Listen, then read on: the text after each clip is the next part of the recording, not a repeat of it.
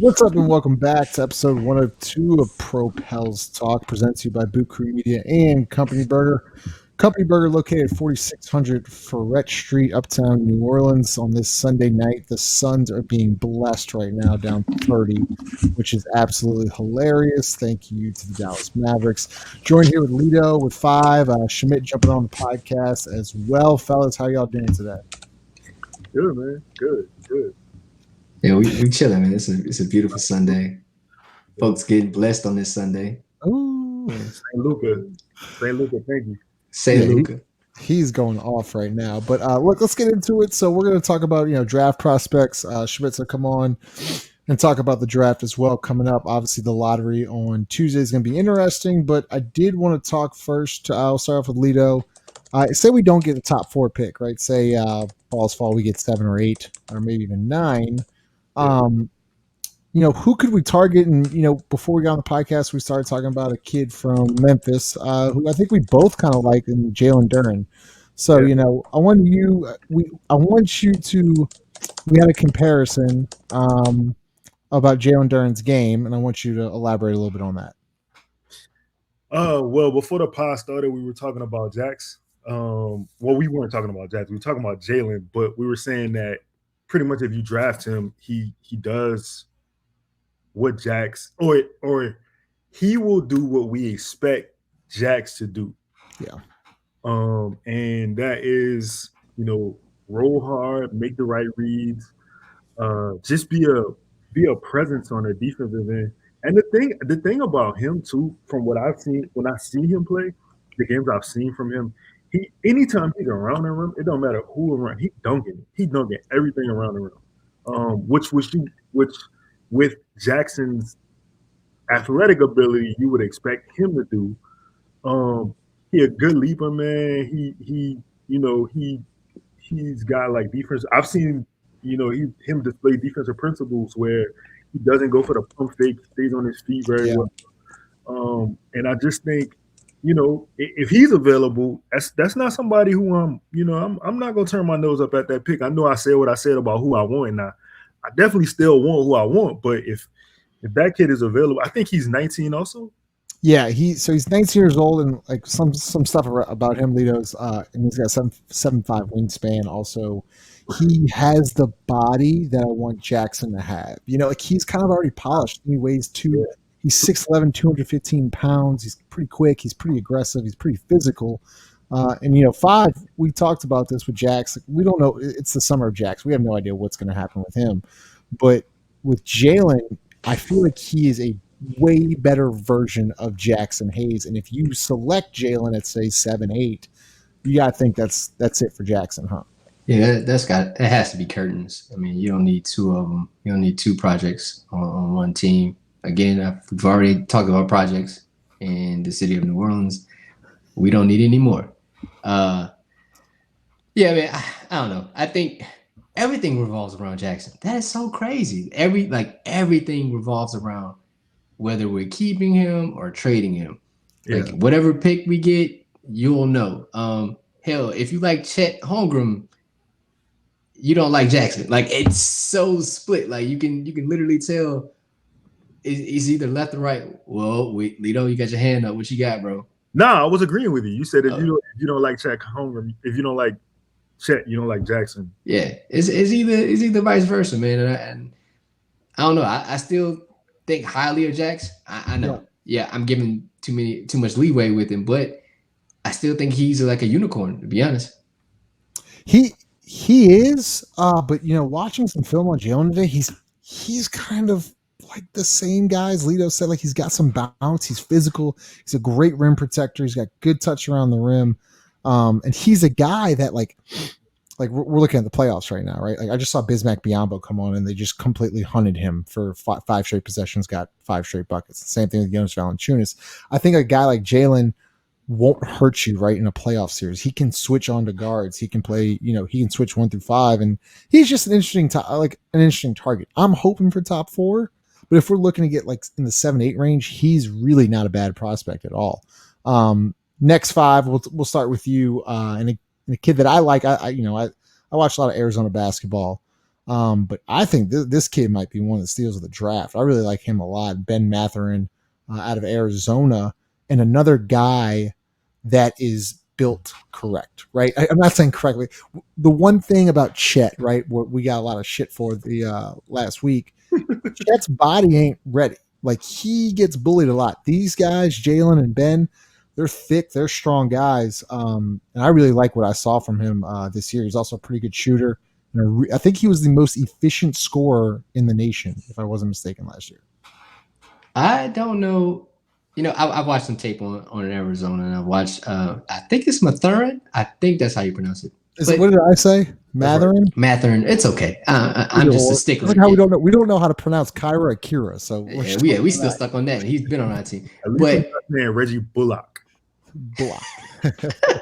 But no, I think he's really nice. I like his game. I think it fits. I think it's like an NBA game where you probably can put him on any team and he can play defense, be athletic, and he can shoot it.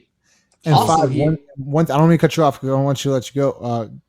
Keep talking about this, but he's also a really good slot cutter, and I know you love those kind of guys. Yeah, I think he has a very high IQ. Also, he has a pull up. Like he has I done knock down 2 threes, give you one, and it's a pull up. It's a pull up bucket. I really like him. I think he's a good pick. I wouldn't be mad. Again, I know I've been big on, hey, if we don't get in the top 4, just trade the pick. I don't care. Because I think our team, for where it is currently constructed, just would need someone else, a veteran. But if we were to get him at 8, I'm not really tripping. Lito, so I agree, 5. I'm completely with you. Another kid that's explosive. I think he's a sophomore, if I'm not mistaken. So we talked about IQ. 5 always, I love when he makes these points, is that you need IQ basketball players. Go look at the teams left in that Bucks Celtics game is full of IQ. This kid has a good IQ on him. He shot 38% from deep on 6 attempts. So it's that's a volume shooter right there. And also, Lito, he's off ball. He moves a lot. He likes to lift a lot from corner to wing, or likes to slide down from wing to corner. And those are guys that I think the Pelicans need. They need shooters and athleticism. I feel like you get it with this kid. Yeah, man. I'm on his bandwagon.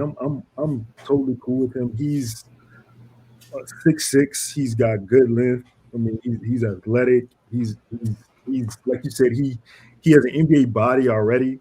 Yeah. He's under control, and he's a hell of an athlete. He plays above the rim. You can never have too many athletes on your team. And shit, volume through me, he was good too. So I'm not mad at that pick at all if he's available. Yeah. So Schmidt, we're talking about, welcome to the show, Schmidt Dua, by the way. Join the show on this Sunday night. So Ben Matherin, is that correct? Is it Matherin? That's how I say it. So okay, yeah. So we'll go Ben Matherin. But we're talking about him, Schmidt. What do you like from him? Because he's a guy that he's a lot of off ball movement. He can shoot the basketball. He's really explosive. What do you like from him? Exactly what you just said. I think he is a movement shooter first and foremost. He can get around screens. He has a variety of different ways he gets open. He's not one of those I'm gonna stand around, wait for the ball type of players. And then when teams close out on him hard, he can put the ball on the floor and then literally dunk it on you. He's kind of a menace in the open floor as well, just because of his athleticism. He plays above the rim, and he can be a lob threat too at 6'6". So there's a lot to like about that kind of player. Yeah, do you think he'll be available like around 7-8 if the Pelicans do fall in that slot? Yeah. So I think that's kind of the projection right now. Obviously, I think the Kings are a little bit of a wild card. They also have a need for that kind of player. I know they just traded for Dante DiVincenzo, and he's due for a little bit of a raise right here. And so maybe they think, okay, we're a little bit loaded on guards, and they go in a different way. Maybe they go for someone bigger on the wing size. But they've been looking for a wing for quite some time. Portland could be a little bit of a wild card. But other than that, I anticipate him being there at 8. Okay, good. All right, so 5. I want to go back to you here with Chet. And I actually watched some film on him today. I don't want you to breathe too heavily. It's the top. I like the topic. All right, Chet Holmgren. I watched some film on him today. Right, his body's not there. He's not ready right now. You want to win right now. Um, if it's are you still standing on your on if it's Holmgren at 4 and the Pelicans are there, we're still trading a week after that take. Look, on Tuesday we'll find out the teams that have these picks. Yeah. If the possibility of us having four, I just think we can get value later rather Mhm. than just grab Chet specifically for our team. This is not an indictment on Chet. Man, I like Chet mix. I like all like you know what I'm saying it's all good.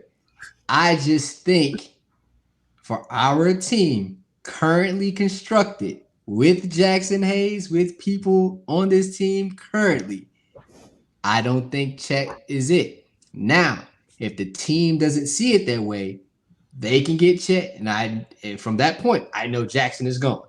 Like I would know that instantly. But we're talking about right now. I don't need Chet on my team. That's Okay. just me. And listen, I respect the hell out of your opinion, Schmidt. What are your thoughts on Chet? Because me and Five see it a little different. I think Lito does kind of like Chet a little bit more than me and Five. I know you agreed with us, but he's still a good basketball player. Schmidt, what do you see from him where he could struggle in the NBA? You're really leading me with that question, so we'll call you out on that one first. But first of all, I really like Chet. He's number 2 on my board overall, and that's not just for the Pelicans. That's just I think he's the second best player in this class behind Jabari Smith. But with regards to where does he struggle, obviously it's apparent the second you look at him. He's about what 150. I don't really know how much he weighs, but he's skinny. And to be a big and to have that slight of a frame definitely causes issues. We've seen it in other bigs before. We've seen it in Jackson, first of all, and Jackson's like 10 times the athlete that Chet is. And we've seen it with Porzingis, who is a little bit more skilled than Jackson, can shoot, can step out, but when it comes to crunch time, when he was in Dallas, they tried to post him up and they couldn't. That guy couldn't even step in the paint. They would have 6'5" dudes pushing him out to the 3-point line when he tried to establish any kind of post position. So my thing is, if you're drafting Chet to be a post player, you're making a mistake. You're not drafting him to bang Hmm. down there with the bigs. You're drafting him because of the skill and versatility that he brings at his size. I think he's going to be a good shooter in the league. I think he's already a very, very good passer. He can put the ball on the floor, and he's just a very smart, high IQ player. If you think the future, I guess not in just for the Pelicans, for the league is more you're playing small ball centers like the Grant Williams types that we just saw with the Celtics. I mean, shout out Horford, he's playing really well. But if you're playing the Larry Nances, the Grant Williams, the big forwards, Draymond in Golden State, I think you can play Chet in that kind of environment because you can have someone else that's a little bit, I guess, stronger to bang with some of the stronger players, and you use Chet as like the weak side help rim protector that he is, or you Yep. can kind of do it Brooke Lopez style where you put him on the weakest shooter and you kind of camp him by the paint and you just ask him to close out. Hopefully that guy's not going to be Grant Williams and hit 7 threes in one game, but I think that's a viable defensive strategy. So I think he's going to be a good defender. I think if you're asking him to be a center, especially early, if you're Yep. asking him to do any of the big man stuff, you're making a mistake. And really, if the Pelicans were to draft him, you want to play him next to Jonas. You want to play him in small units, maybe next to Zion. You definitely don't want to play him at the 5. But what I will say is, when any of these prospects that they're drafting, they can't do it with next season. They just can't. They got to look at the next 8 years because that's how long a draft prospect that hits is going to be on your team at the minimum, right? The 2 contracts worth. Obviously, if you hit on a superstar, the goal for every franchise is to get them to sign that 3rd contract, and very few franchises are successful with that. And you just don't see role players signing 3 contracts with a team, like 12 years with a team. That just doesn't happen. But 8 years, that's the goal with a top 10 pick. And you can't look at, in my opinion, you can't make decisions based off of your roster today, knowing that roster may very well be different by February. And so you just kind of got to have a long term approach there. Lito, go ahead, or Five. No, so Man, I'm so happy Schmidt said that. I view Chet as a 7 foot small forward. I think and you you kind of led him into a question about where he would struggle. So, I think he's going to struggle like Schmidt said, he's going to struggle to me more offensively than he is defensively.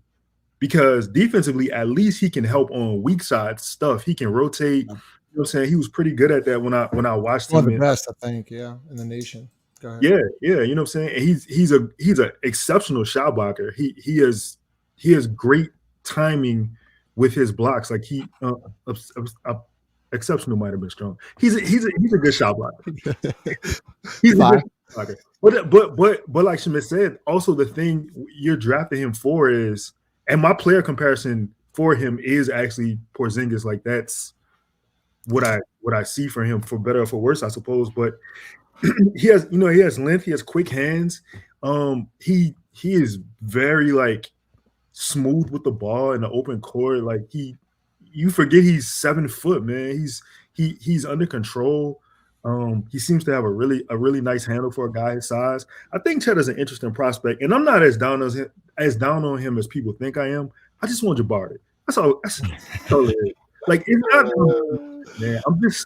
If I gotta pick a unicorn, I'm going with the unicorn that I know is a sure thing. You know what's funny is Jabari gets Porzingis comps too, because they say his handle isn't quite there. He's not used to, kind of like putting players in the basket. He doesn't really play behind. He doesn't really try to post up. He tries to shoot over people.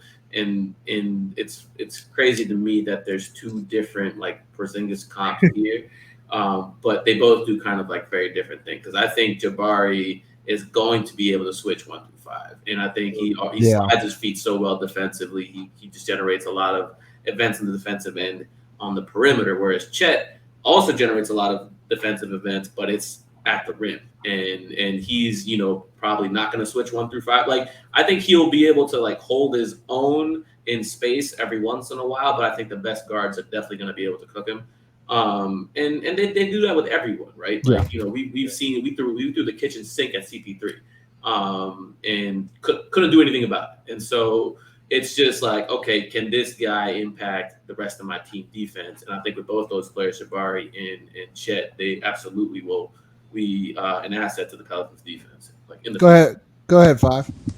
Man, y'all know Chet and Gonzaga pisses me off when they play these sorry ass teams, and we see these rankings of Chet's numbers against teams because he's playing help side, and the guy he's guarding isn't really an offensive threat, so he gets these backside blocks or whatever, the help side blocks, which is cool. I think he's a really good player. I think he's offensively talented. He's gifted. Yeah. He's either going to play the 4 or the 3. We kind of got some guys already. So my need for him isn't there. This is not an indictment on Chet Holmgren. Again, I like Chet Knicks. This I can't do. Now, Jabari Smith. If Jabari Smith was there at 4. Guys, you gotta understand that I'd be not opposed to. Like I would want that. That guy can play basketball. We watched him, in person, or we watched him together, and we had to show Justin like this guy's for real. Justin was shitting on my guy, man. I'm not shitting on the guy. You were. There we go. Shamit, he sat next to me, and he was like, I don't see it. Constructive criticism. Literally, submit the next play. He posterizes this guy in the NCAA tournament. Like the next play. So, I'll tell you that North Dakota State team is loaded. But you keep giving me Chet Holmgren stats. That's these two. I didn't give you stat at all. I haven't said one Chet stat yet. I haven't said anything about his statistics.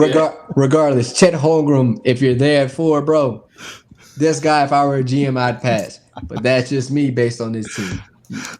Let's bring up another guy. I think that's an interesting target. Schmidt, I'll start with you. Who I watched more film on him today. I really like him. I remember obviously watching March Madness, but AJ Griffin, a guy that when I talk about filling a need, he's a hell of a shooter. I think he shot 44% from deep on 4 attempts this year. I think actually beginning of the year, I think he might have hurt his knee, so he kind of got off to a slow start. But Schmidt, AJ is a guy that fits seamlessly with this team. Yep.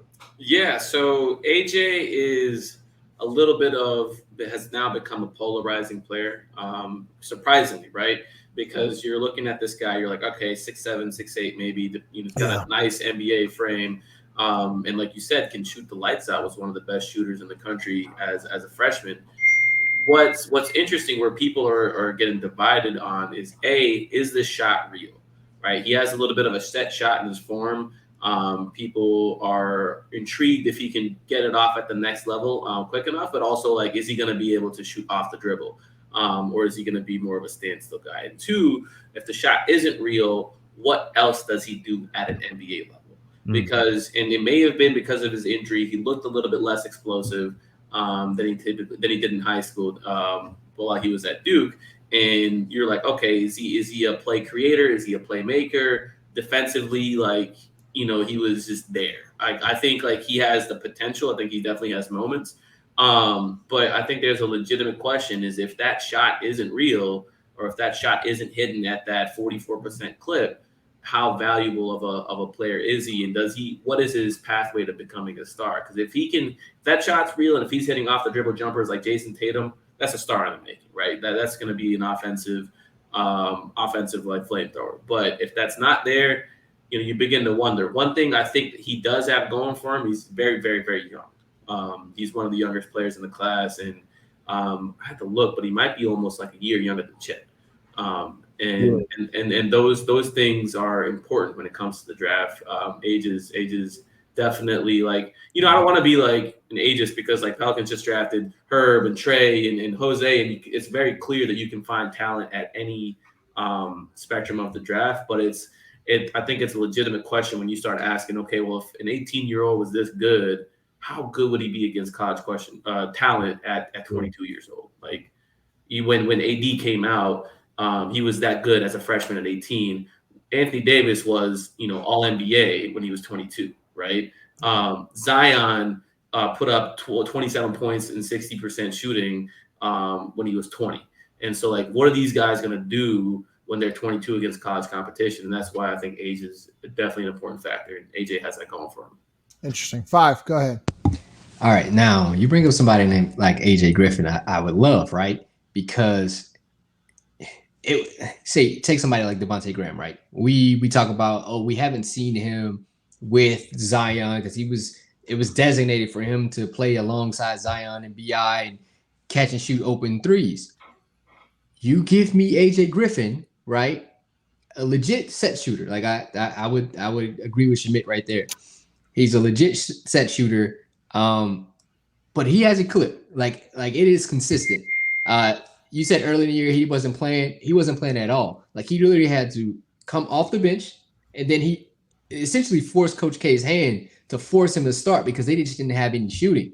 Like, there were games where he would have 4 or 5 threes, like, in a half, and it would, like, all right, you have to play him. I would love for him at that size. Defensively, he would have to get better. At that size, to be alongside a Zion, a Brandon, a CJ. You just, hey, bro, go shoot. I mean, they said the same thing about Halliburton in his shot. Like, it was a little funky. Yeah, he gets to create a little bit more. But, man, you're talking about space. Him, Trey Murphy, good luck. Yeah. Good luck. Because that's what we always talk about, right? With Zion, you need space, right? Especially in the small ball lineups. And Lito, I think that this guy's an interesting prospect because I think that, say the Pelicans do get 10, right, or just 9, I think he might be there. And we've talked about trading back, and Griffin has done that obviously last year, and trading back, I think whatever it was, 11 or 13 to get 17 in Trey Murphy.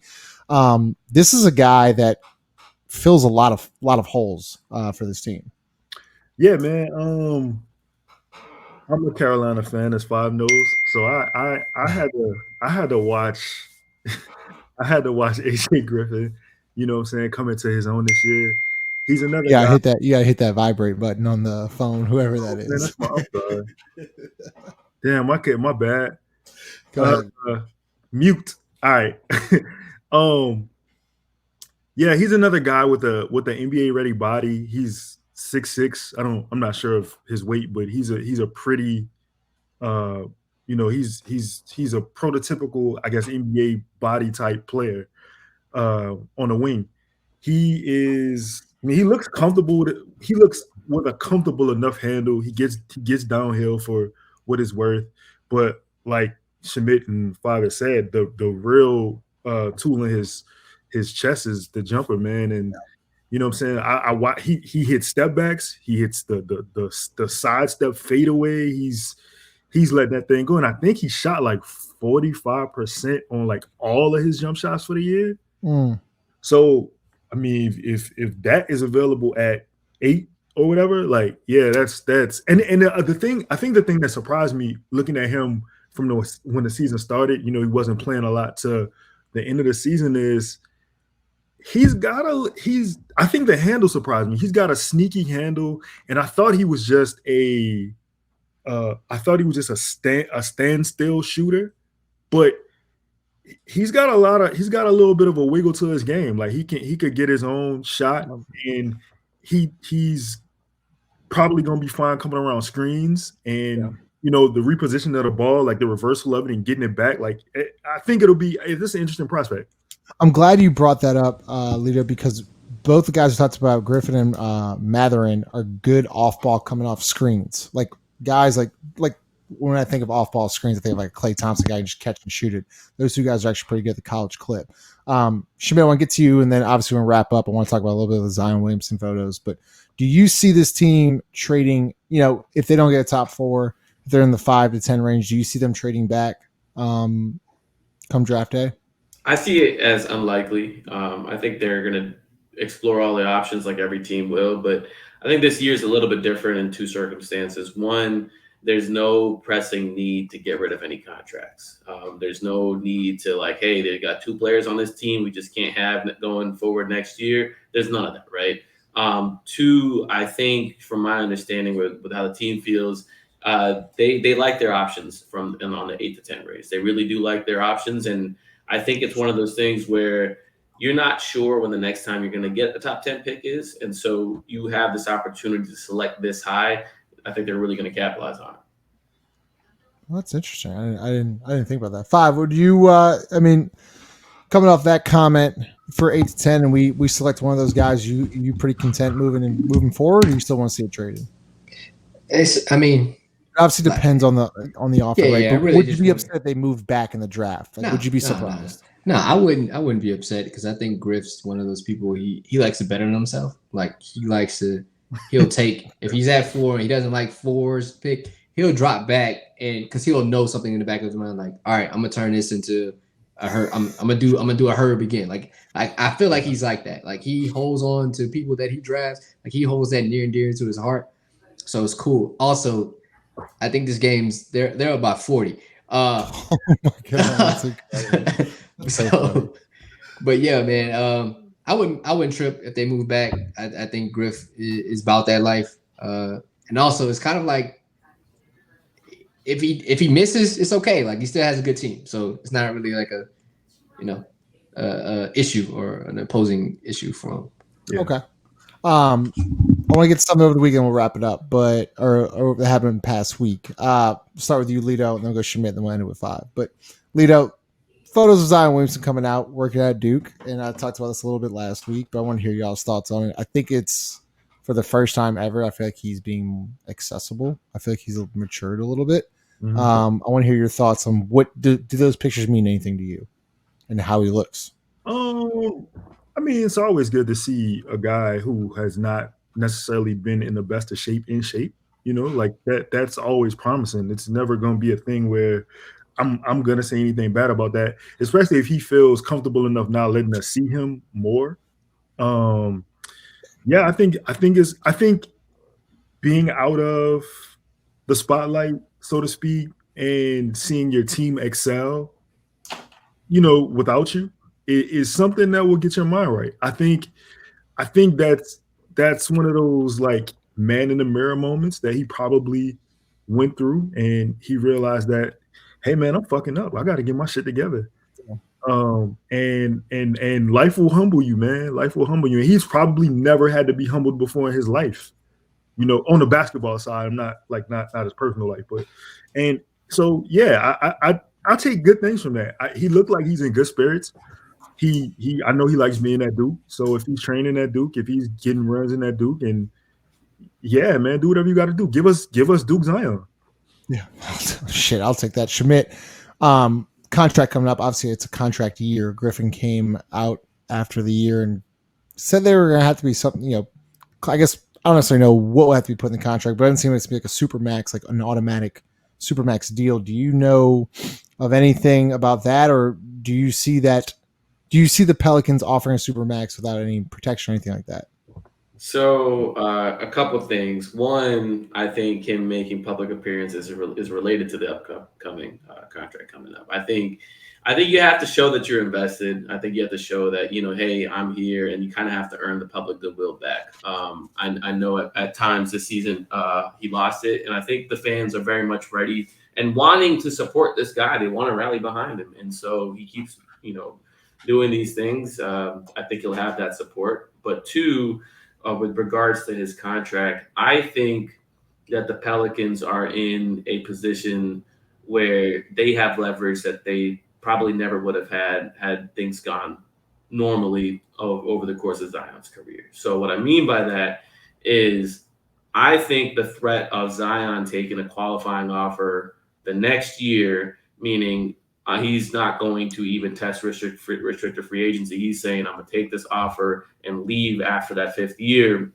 I think that threat is lower than ever before, largely because of his injuries, and because if he also isn't healthy next year, that qualifying offer number was at 17 million. It drops down to like 6. And so you're saying, Zion, you're going to accept $6 million and bet on yourself and give up 200, whatever that extension is going to be, 180, 200, whatever it is, give up that much. I think that's a bluff that the Pelicans are very ready to call at this moment. Whereas previously, I think that was a legitimate, fear. Like, okay, Zion, if that qualifying offer 17 million, and he's making about like 20 million, whatever, in endorsements, because he's got I think it's 15 mil per from Jordan, and then he's got stuff on top of that, right? So he could very well be like, all right, cool, I'll take that 17 that year, take my endorsement money, and then go to free agency and be completely unrestricted. But now I think that's off the table. And because the Pelicans can go back to the table again next year and offer him a deal if he proves it, I think this year the one they put on the table is protected, is the one with injury provisions. And they basically say, like, hey, this is what we got. If you want to bet on yourself, do it. But this is what we have. And well, just like Brandon Ingram, if you prove it to us over the course of this final year, if you can play it out, then cool. We'll come back to the table and put the rest on it too. It's interesting. 5. I mean, Zion obviously makes really good points by both Lito and Schmidt. Him being more accessible. Obviously, contract year, out of the spotlight. What are you seeing from a young, I guess, 22-year-old who used to be a worldwide superstar? He still is, but he was out of the limelight for a little bit. Man, it was a picture today that I saw. It was him in a local gym around some local kids at some AAU tournament. Now, Willie Green was at an AAU tournament locally here with from, I think it's Chris. Yeah, he posted a picture. But anyway, this city, you have to be tangible. Like, if you want to be a star in this city, you have to be tangible. People should be able to touch you.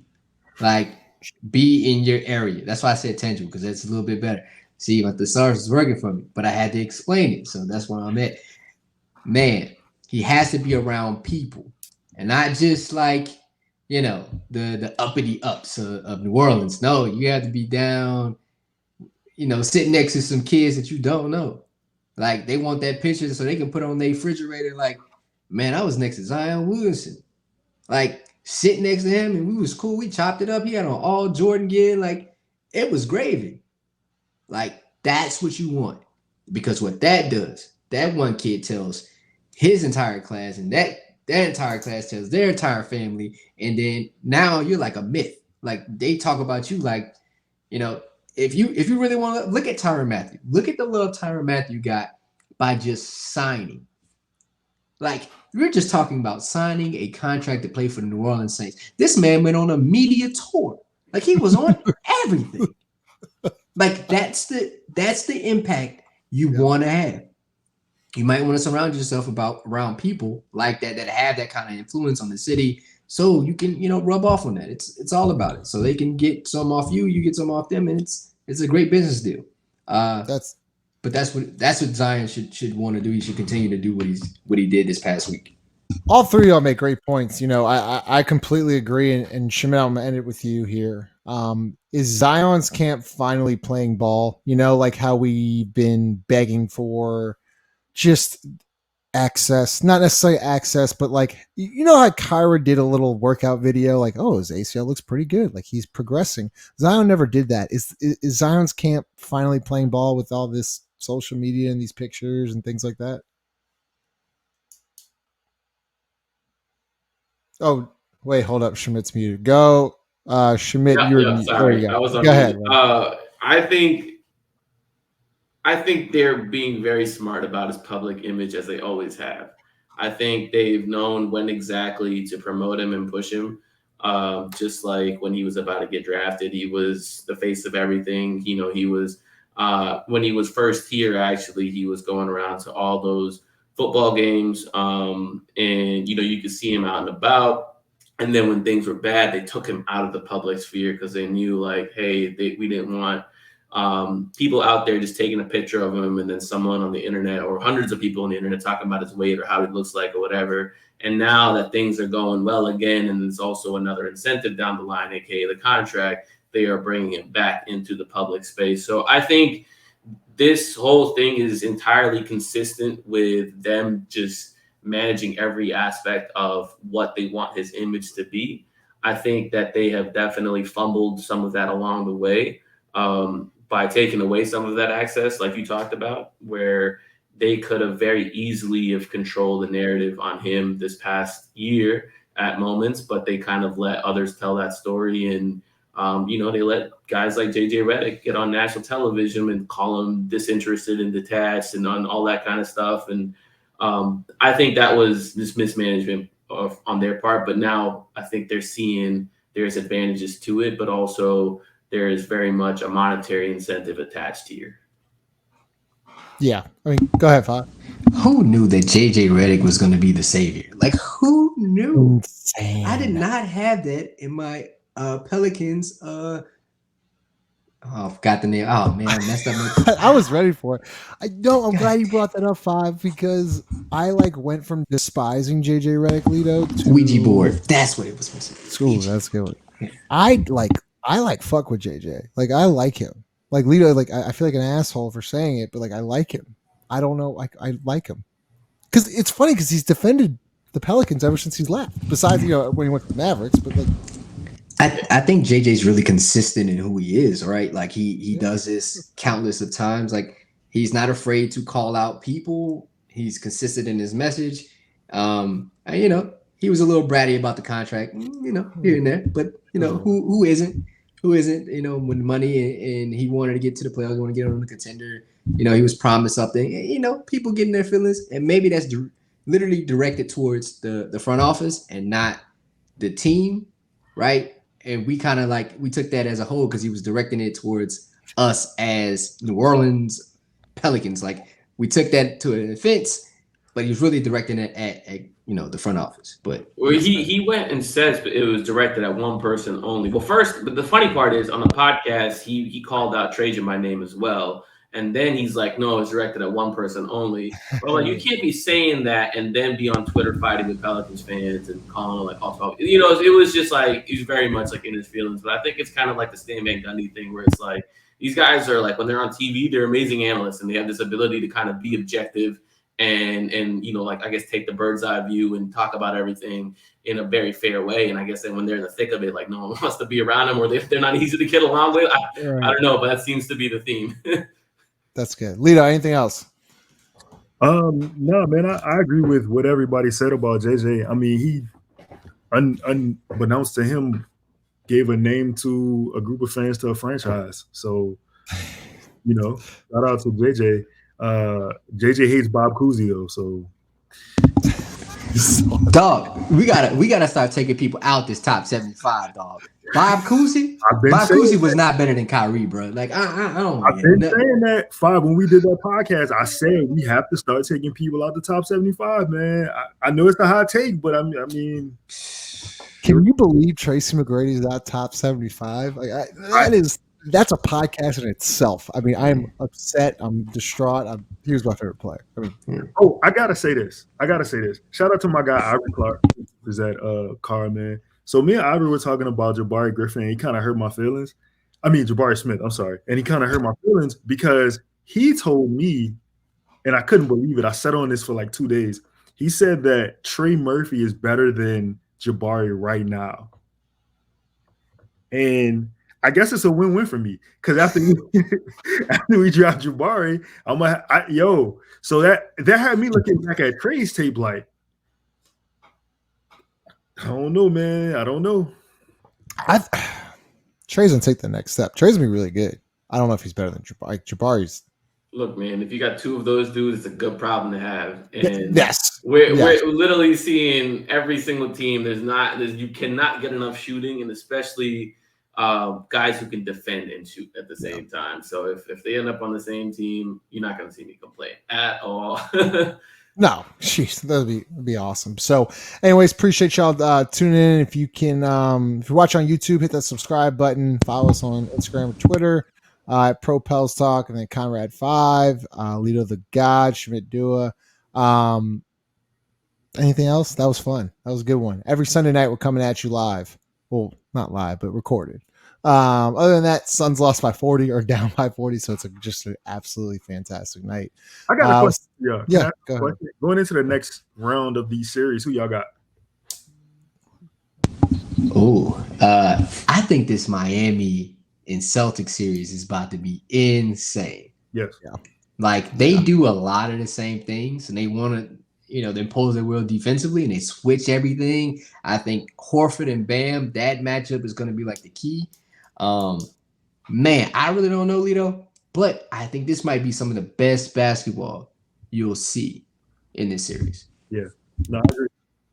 I'm going Celtics. I like Celtics in 6. I think Tatum's on a whole different level, and then if you're getting guys like Pritchard and Smart and Horford, contribute offensively really well. I mean, they're tough right now. They're really tough. What I'll say is, it depends on Kyle Lowry a little bit. I think he can be that X factor, but I think Spoelstra is a better game manager than Bud, and he's damn well not going to let Grant Williams hit 8 threes or 7 threes and not change the scheme. Miami has been very creative with their defensive stuff.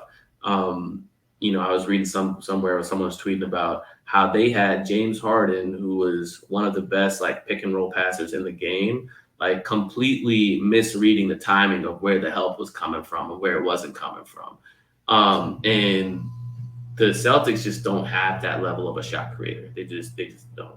And a lot of their offense depends on Jason Tatum becoming individually great and hitting a lot of shots, and Jaylen Brown becoming individually great. And then credit to them, they've turned from a team that used to just absolutely not pass the ball at all to actually sharing the ball and working to find open shots. But I think Miami's much more adaptive, and I think a little better rotationally than the Bucks without Middleton.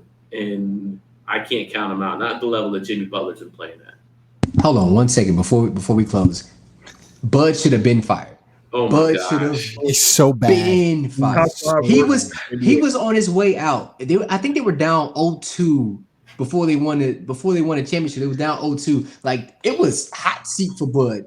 And then they go on this run, and then they give him a contract. I'm like, no, you messed up. Yeah, I mean, you kind of got like when you win, like you kind of got to. Like it's just one of those things. You're like, yeah, like I know that there's probably a better move out there, but we just won the whole damn thing. And man, who's more over? Who's worse, Doc or Bud? Ooh, Doc, man. Doc. Listen, Bud Lito, Bud's making a run for it. He's atrocious. It's close. They neck and neck, man. They fighting the race for a terrible. Bud was trying to give the ring away last year. He was trying to give that shit away. He didn't want it. Yeah, but until Bud blows multiple 3-1 leads, man, I feel like that's that's the icing on the cake there. And that's where I gave Griffin so much credit. And I've been hard on Griff, but Griff turned it around, totally redeemed himself. But he could have stuck with Stan Van Gundy, and he didn't. He like that was a hard fire to do. Like I don't think people realize because he was paying Gentry and he's paying Stan Van Gundy, and they weren't even coaching the Pelicans. That was a tough move, but it was a move that needed to be made. Led to Willie Green. That move right there, I think is underrated. But Shamit Dua, 5. I don't want to call you Jarrett. Jarrett 5. Hey man, just stop whatever putting you the want to names say. under here or Lito, something like that, man. you want the names or no? Put the names under the bottom, man. So we ain't got to do Leo all the that. God signing off. Before we get off, remember Boot Crew Media is sponsored by DraftKings Sportsbook app. It's major time in Tulsa. Golf's second major of the year is this week. Make sure you download the Sportsbook app now. Use code BOOT. Bet $5 on any golf. Like you can bet the matchups. You can bet who's going to win, who's going to do whatever. Top 5, you win $100 in free bets no matter what. That's code BOOT only at DraftKings Sportsbook app. If you're someone who you know has a gambling problem, crisis counseling and referral services can be accessed by calling 1-800-GAMBLER. Once again, signing off every Sunday night. Holler at y'all later.